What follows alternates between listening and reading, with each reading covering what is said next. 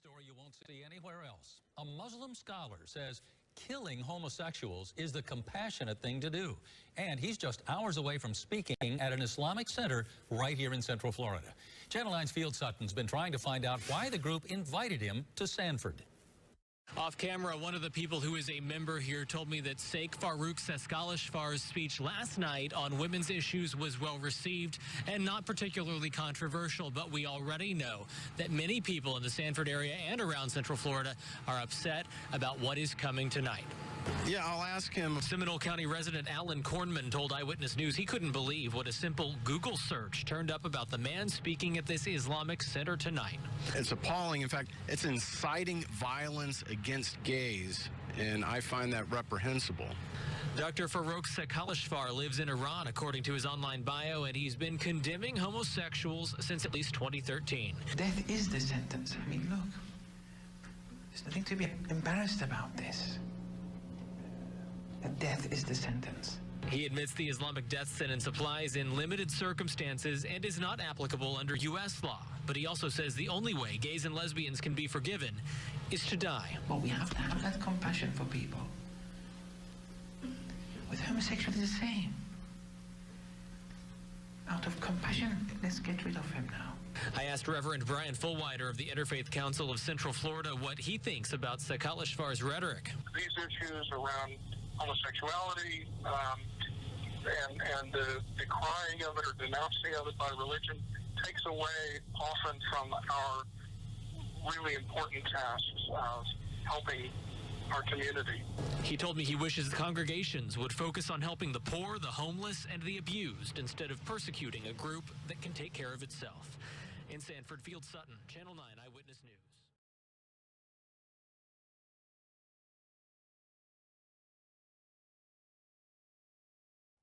Sad story now out of Sweden. Muslim migrants actually beat a gay man to death. That's right. Paul Joseph Watson writes, 2 Muslim migrants in Sweden have been charged with a hate crime for the murder of a gay man after they allegedly battered the victim to death before dressing him up in women's clothing and wrapping a snake around his neck. The 2 alleged perpetrators are 16 and 19 years old, and they're refugees from Morocco. According to prosecutors, the victim was deliberately targeted because of his sexuality. Morocco is 99.9% Muslim, and being gay, lesbian, or transgender is illegal, with punishments of up to 3 years in prison. The incident began when the gay man met the 16-year-old refugee in the park and offered to help him by giving clothes and food. The 3 individuals ended back at the gay man's apartment, where the accused claims the man tried to have sex with the 2 migrants, and then they acted in self-defense. The 2 accused teenagers have been in a number of European countries before coming to Sweden, where they lived in different institutions, reports the news.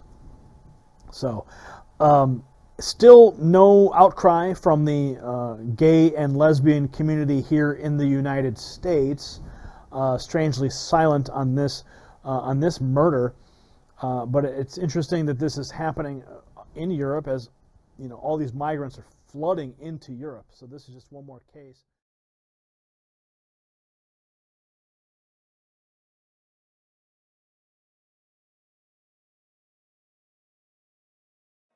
Machete-wielding assailants shot and hacked to death the editor of Bangladesh's only gay magazine Monday night. It's the latest in a series of attacks on liberal voices that has heightened fears of growing radicalization of fundamentalist Muslims in the country.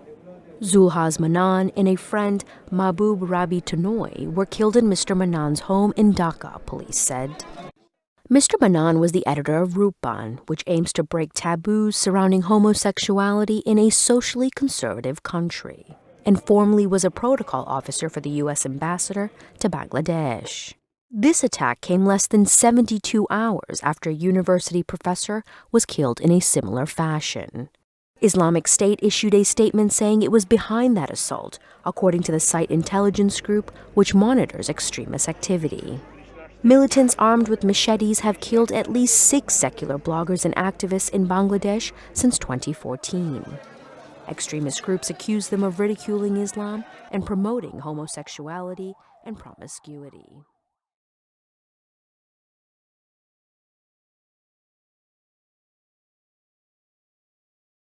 Tonight, a follow-up to a Fox 5 exclusive. A Georgetown medical student attacked, he says, because he's gay. Police arrested 2 young men accused in that attack, and today they face the judge. Fox 5's Allison Wilson live in our newsroom now with some new developments in the case. Allison?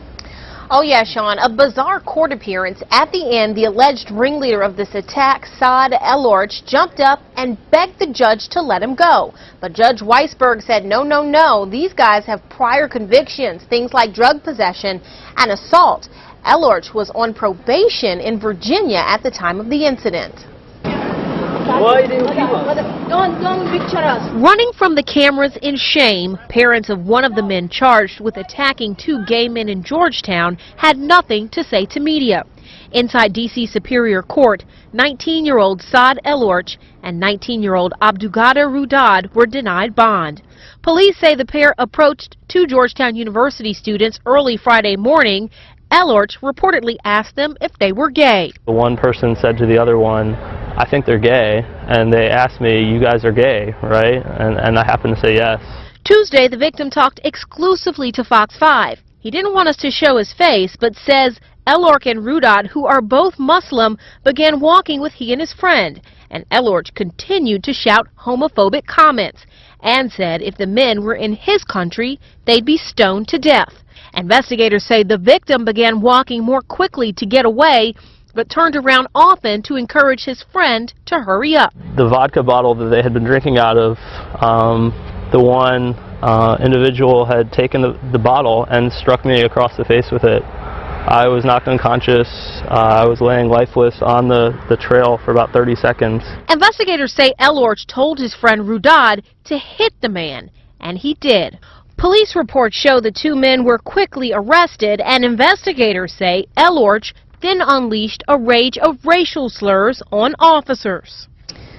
And we understand those racial slurs to be the N-word. No word yet on whether there'll be any charges associated with that incident. Now, both El-Orch and Rudad are also now wanted by the ICE and the U.S. Marshal Service for deportation, but that will have to wait until the outcome of these court proceedings.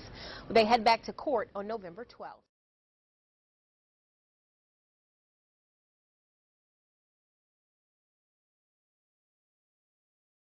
And we have some new information tonight on the motive behind a Seattle double murder. Very disturbing. Sources tell me the suspect, Ali Mohammed Brown, is a radical jihadist who targeted the victims last month using an app popular among gay men. And police all over the country are looking for Brown right now. Yeah, that's just wrong. Many in the gay community are shaken at new revelations that accused killer Ali Mohammed Brown used a popular social media app to lure Ahmed Saeed and Dwan Anderson Young to their deaths. It's a shame that any social media network is becoming suspicious, and everybody has to be careful and really know who they're talking to. Investigators believe Brown used Grindr, an app that lets gay men use their cell phone's GPS locator to meet other gay men in the area. Detectives say Brown met up with Saeed and Anderson Young after they left Our Place, a popular gay bar on Capitol Hill. Sources tell Q13 Fox News Brown underwent jihadist training in California in April, and sources also believe the 2 men were attacked simply because their sexual orientation offended Brown's radical Muslim beliefs. Saeed and Anderson Young were found dead June 1st in the Leshai neighborhood. Detectives say Saeed was shot multiple times in the face at close range and also in the back, as was Anderson Young. There was no evidence of a struggle. The victims were not armed, and there was no evidence it was motivated by robbery, drugs, or any other crime. A nationwide manhunt is now underway for Brown, who is now the prime suspect in an armed robbery Sunday morning at a coffee shop in New Jersey. With Brown still on the loose, though, the LGBT community is worried about safety.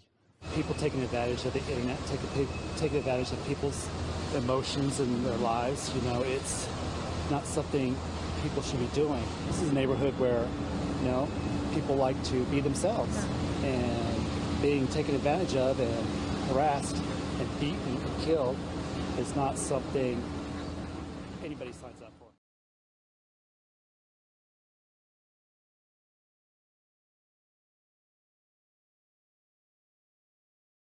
I'm here in Florida, a state that has just become seen to the largest mass shooting slaughter in all of U.S. history. 50 dead, 53 more injured at the hands of Omar Mateen, a U.S. citizen of Afghani background.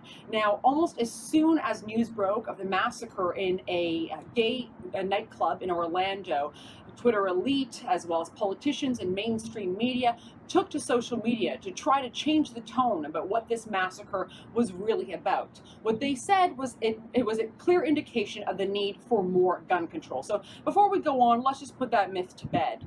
Bars in Florida are gun-free zones. In other words, there is the maximum amount of restrictions placed on individuals' access to guns within those perimeters, and no more laws would have helped that particular scene. But the truth is, there's not a gun problem that led to this massacre. It's a jihad problem, a problem of Islamic terrorism. But no one wants to talk about it. I don't know, are we supposed to believe that when ISIS leader made in his pre-Ramadan speech a call to all of his supporters to go and attack on soft targets across the West, including America, is it just a coincidence that this has happened, let alone at a gay nightclub? No, folks, it's not a coincidence. There is no coincidence, because the hate of homosexuality is a key tenet to political Islam. We see it in the 11 nations across the Middle East that actually kill people for being homosexual. We also see it in 90% of people from those regions, when polled, who said that homosexuality is not something to be tolerated. You know, folks, I've been coming to Florida for some 27 years, and I can confidently say it is one of the safest and most tolerant and welcoming places for people who wish to carry out a free and homosexual lifestyle. And it is so sad that right here in this state, we are choosing political correctness and all the collateral damage that comes with it, as opposed to facing reality and standing up for the people that we claim to care so much about. Faith Goldie for the Rebel Media.